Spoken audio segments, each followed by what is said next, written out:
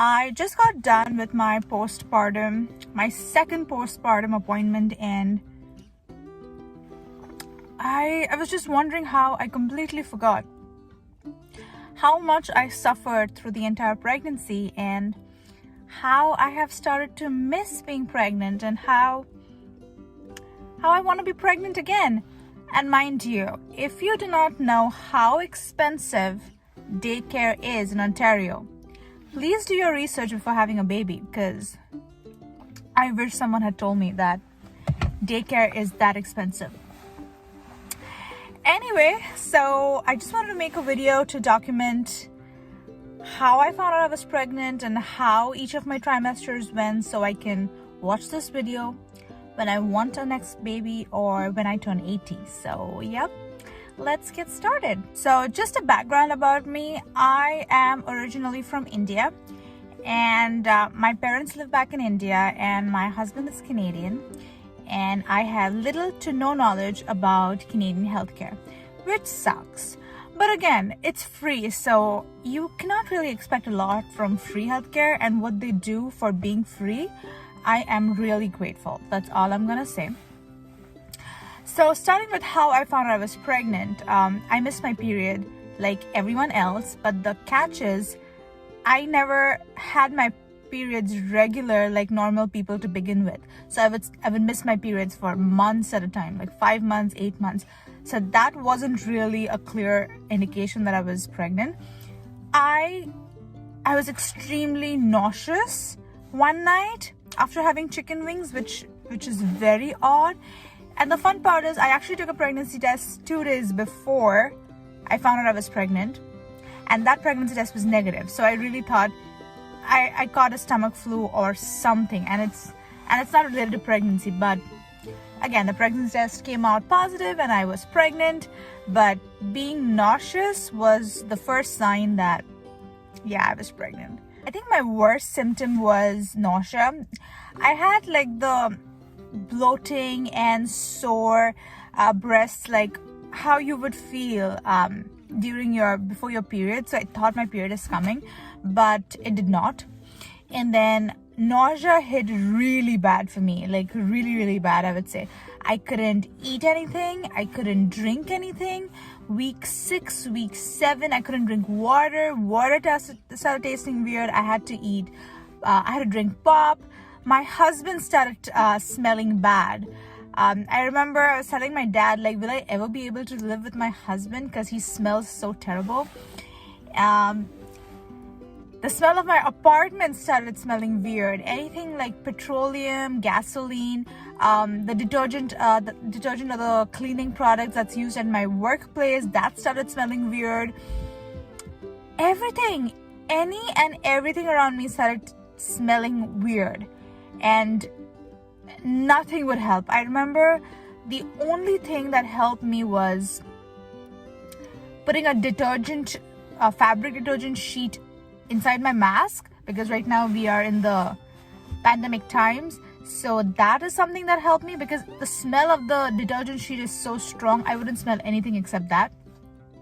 And I couldn't eat anything. The only thing I could eat which would change every week, were crackers, cheese crackers, the Ritz one, popcorn, or some plain biscuits, the sausage and egg McMuffin, or Timmy's.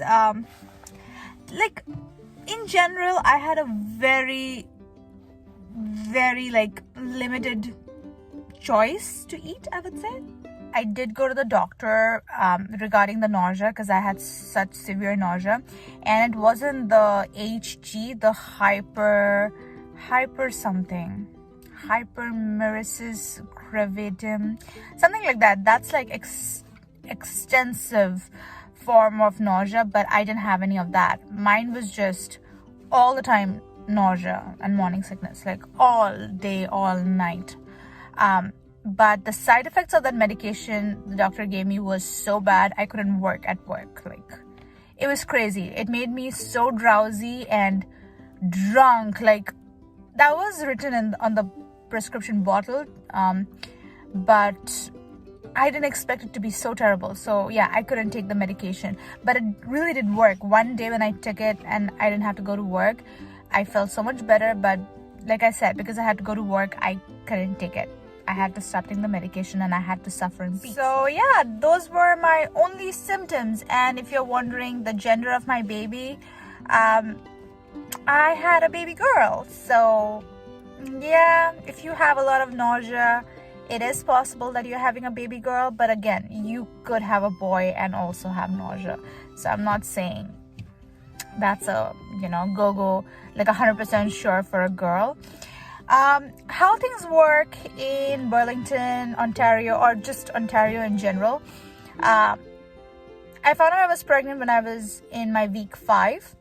I called up my family doctor. If you do not have a family doctor, you can go to a walk-in clinic and they can give you like one of those medical sheets to get your HCG checked to confirm that you're pregnant. And just a heads up, that blood test is very extensive. They took like 8 tubes of blood from me. Yeah, that was very extensive. And when you go for your first prenatal appointment, they will also book you in for your first ultrasound. That's your dating ultrasound, which confirms when exactly you got pregnant and how many weeks pregnant you are. That's really helpful for people like me who don't even know when they got pregnant. Apart from that, during your second prenatal appointment, they will book you for a nuchal translucency test. That's like an ultrasound which is combined with a EFT blood test. That's enhanced first trimester screening blood test. Those two combined lets you know if you have a chance of a baby having Down syndrome. And yeah, that's pretty much it. The next trimester you will have your anatomy scan, but I will discuss the next trimester in my next video. But that's all that happens. And the only significant thing the doctor asks you to do is start taking prenatal vitamin. But also a mistake I did and I want to share is, do not take prenatal vitamins twice a day because you're not having food regularly, because you think, oh, I'm not having food, so let me take prenatal vitamins twice, like me. No, apparently if you do that, you do increase a risk of your child having autism. My child doesn't have autism, but you do increase your risk. So please take all medications as advised by your doctor. And yeah, I just suffered my first trimester from extreme nausea and not being able to eat, and I lost 12 pounds. And even though it was really difficult, I do miss it. Like, I remember not being able to tell anyone and being nauseous and being excited of what's growing inside of me. And would I go through it again? Why not? Now that I know that it's gonna get better, I think I might do it again. But again, the childcare costs in Canada is so high. Not in Canada, in Ontario is so high, I might not have a baby. But yeah, that's all for now. And I guess I will share my second trimester in the next video, and also my labor and delivery story, because that was epic. And my postpartum struggle.